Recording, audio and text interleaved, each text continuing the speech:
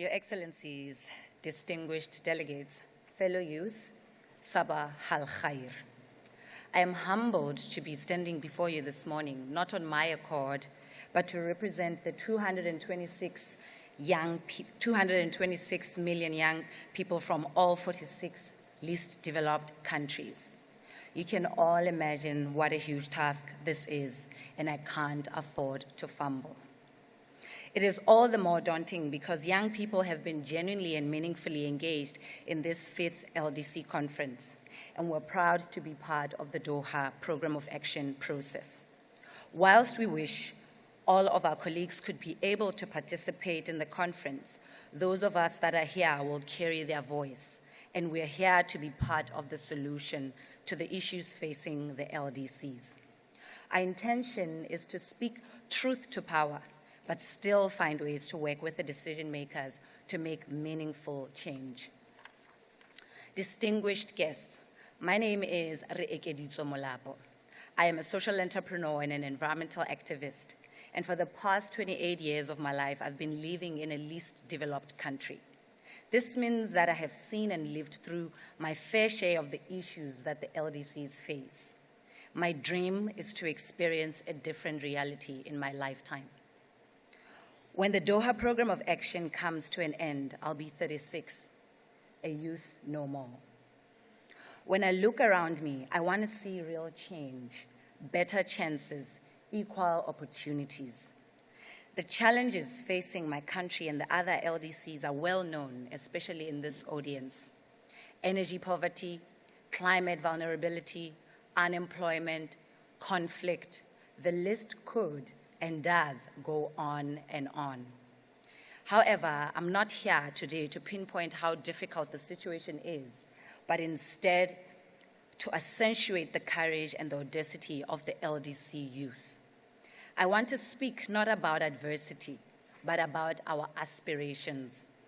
Aspirations that include access to decent employment, quality education and entrepreneurship, aspirations to live in fair, resilient, sustainable, and gender-equal societies, societies where we are empowered to realize our full potential, societies where we are recognized as rights holders and key stakeholders in the implementation and monitoring and evaluation of the international programs designed to support us.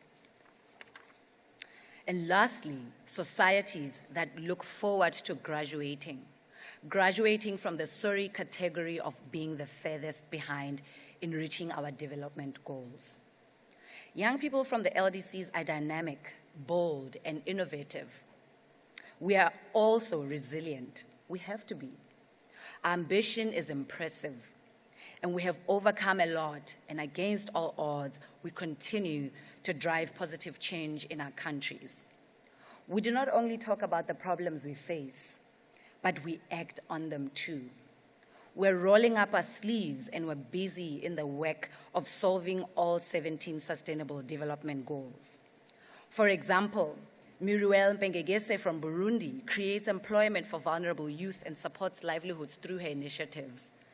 Shaima Barakat from Yemen prototypes and tests solutions for the different SDGs. Gladys Habu from the Solomon Islands advocates for climate issues, especially those faced by small island developing states. And Kwaile Monaheng from Lesotho has started and works for clean energy projects that aim to expand energy access in Africa. These are but a few examples amongst many. For us as youth, the impact marathon continues. To the decision makers and heads of state in the room, we urge you to accelerate your action on the issues facing the LDCs. We demand you create enabling environments for us to thrive, recognize our potential, and take heed to our youth declaration. We need you to urgently invest in youth socially and financially. And lastly, we request that you lead us to sustainable graduation by formally and systematically including youth in the implementation of the Doha Program of Action, because its success depends on this. To my fellow youth, Let us continue scaling our impact, be strategic in our actions, to be activists and protesters when we need to be, but also ready to infiltrate these spaces where we can influence policies, agendas, and structures. In the end, moving from potential to prosperity and fulfilling Agenda 2030 requires all hands on deck.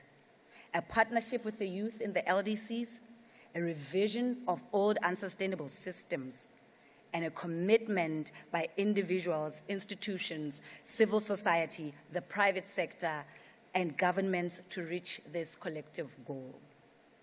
Dear colleagues, the LDC category is almost twice as old as me. Let us work together to make sure we will not need it for another 50 years. The youth would like to reiterate the importance of all countries graduating, and we look forward to a future where least developed is a concept found in the history books. Shukran laka.